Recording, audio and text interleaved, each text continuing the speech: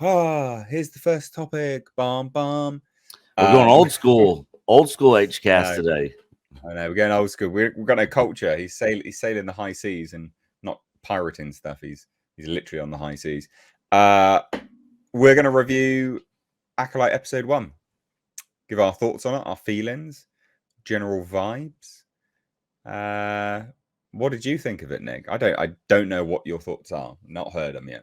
So the very first thing I noticed when this episode dropped and I hit play on it is they put all the sequel trilogy characters back in the little intro thing with all the little heads, that they show.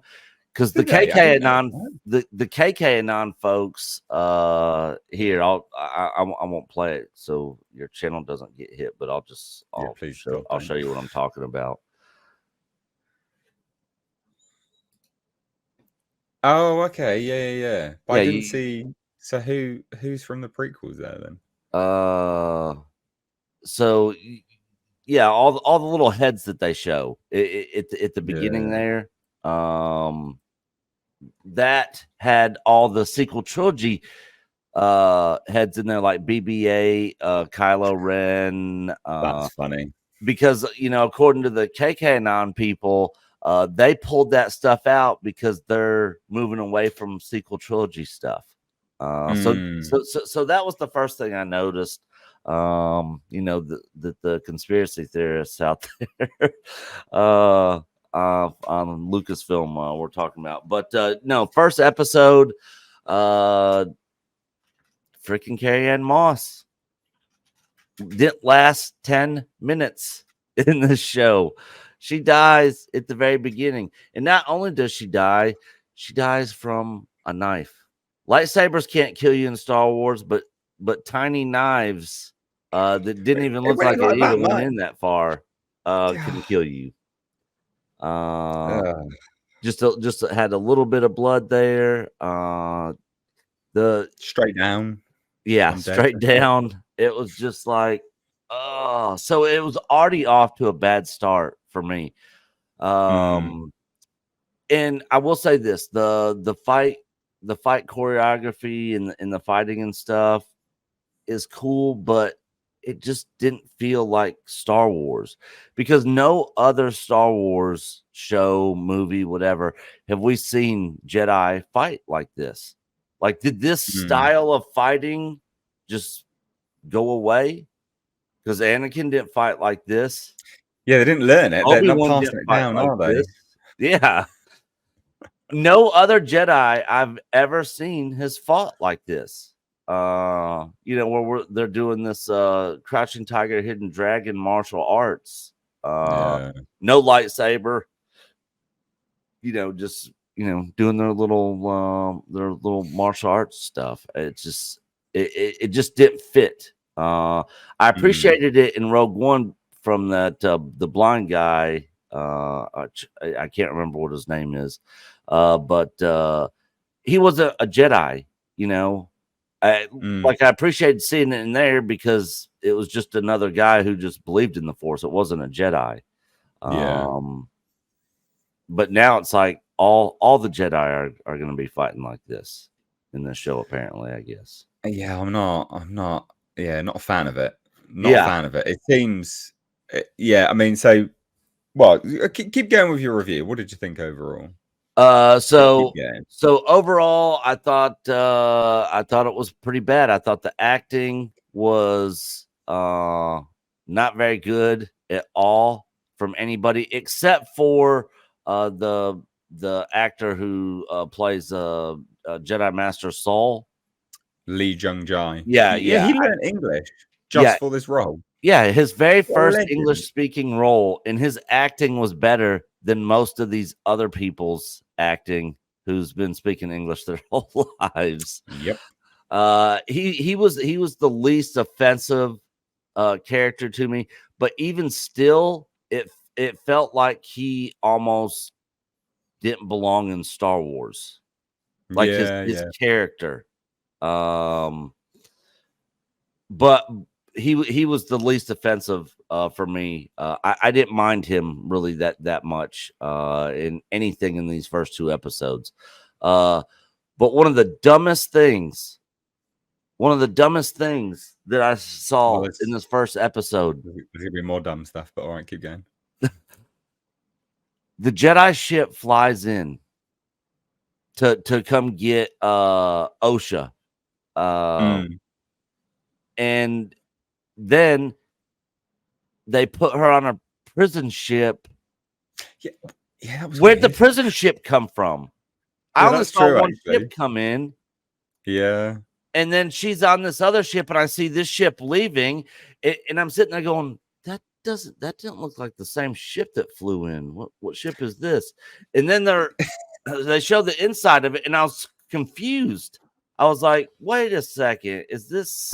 And then later on, I see the two Jedi back on Coruscant. And I'm like, what? How did they get back Yeah. here? And why did they not go? Like, it was so confusing, and dumb that they were able to go get her, ask her where she was yesterday, so that they already knew all this and flew across the galaxy and automatically knew where she was. And then another prison ship happens to show up. Then they just teleport back to Coruscant, and then she ends up escaping. There's only droids on this ship. And they all end up escaping. She survived. It was just so dumb. The whole editing, like a lot of that stuff should have been, picked up in post production. They should have been like, wait a second, these shots don't really line up. This doesn't really make sense in the story. We need to either do some reshoots or get some, or cut some of these scenes out or something. But they didn't do anything with any of that.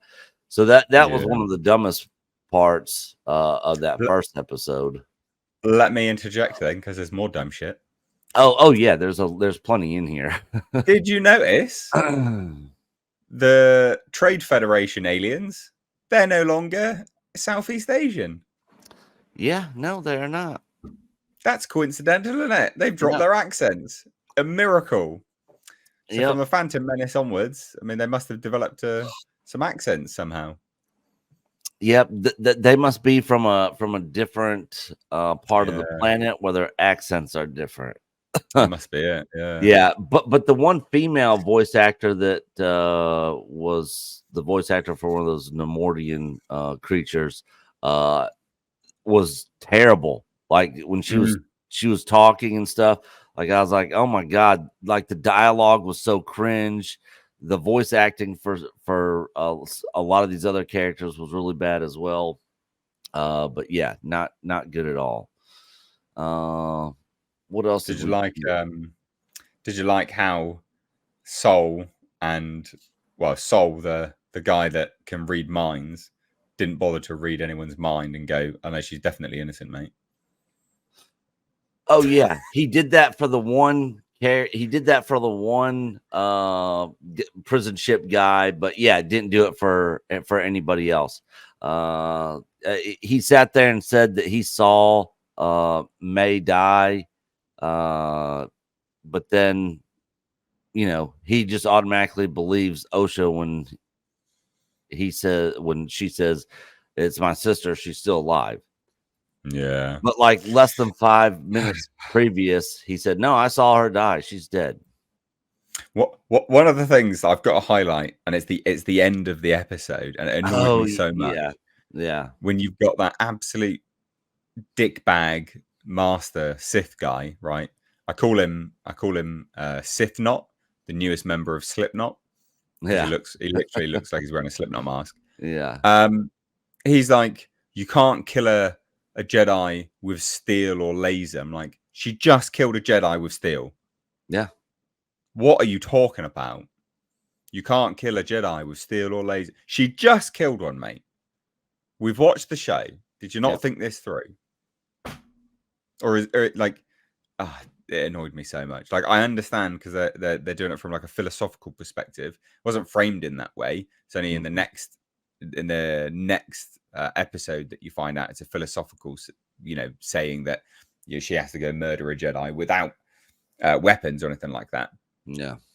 But we don't get that context with the first episode. We just get him saying this, and then we're like, but she just killed someone with steel, mate. She just killed someone. Yeah. And it was so dumb as well. Like, what was he doing? It's just this is one of those shots that someone goes. So for those that don't know, that hasn't watched The Acolyte, May walks up to some like ocean, I don't know, some like ocean cliff top, and she sees the master there looking out towards the cliffs, and he lights his lightsaber, and that's the end of the episode. That is right. One of those shots that someone goes, you know what would be cool? We'll do this. That'd be really cool. Yeah, he turns to the side, lights his saber. Yeah. No one thought it through. Is he talking to himself? Yeah. Why is he just looking out at the ocean? Is he enjoying a nice view? Why is he there? Yeah. Let me remind you though, Nate, do not assume his gender. Oh yeah. Because I'm telling you, this master of hers is going to turn out to be a woman. I reckon it's going to be Vanestra Rowe, or the Green Lady. Do you reckon it'll be her? No, I don't think it'll be her. If anything, if anything, I'm guessing it's going to probably be one of their mothers, one of the witches. Oh, do you reckon? Yeah. What's the point? Oh, God, it's so lame. Just shrinks it's such a shit episode. Basically, it's a terrible episode. So, for my brief review, you guys would have seen my thoughts anyway on the channel, but it looks expensive. You can tell it, like they've spent money on it for sure. Yeah. Yes. But it's a whole lot of nothing. Yeah. Some of the positives I took away from it was the lead. I can't even pronounce his name. Jedi Master Soul. In Lee a lot. Jai. Yeah, Ling Jong Jai, and then some, and then a lot of the sets, I thought were well done. A lot of the shots didn't seem like it was all on the volume. Some of the set pieces and locations and stuff I thought were well done. The music I didn't really have that much of an issue with. For the most part, I thought it was fine. But other than that, and apparently these are the best 2 episodes of the entire series. Yeah, good. I can't wait. Well, there you go, ladies and gents. Episode 1 review. Yeah. We do have a super chat here from D for $10 over on Streamlabs. Says Amandla Stenberg is the modern face of bigotry with the privilege and entitlement to be able to get away with saying hateful shit. Yeah. It's accurate. That is accurate.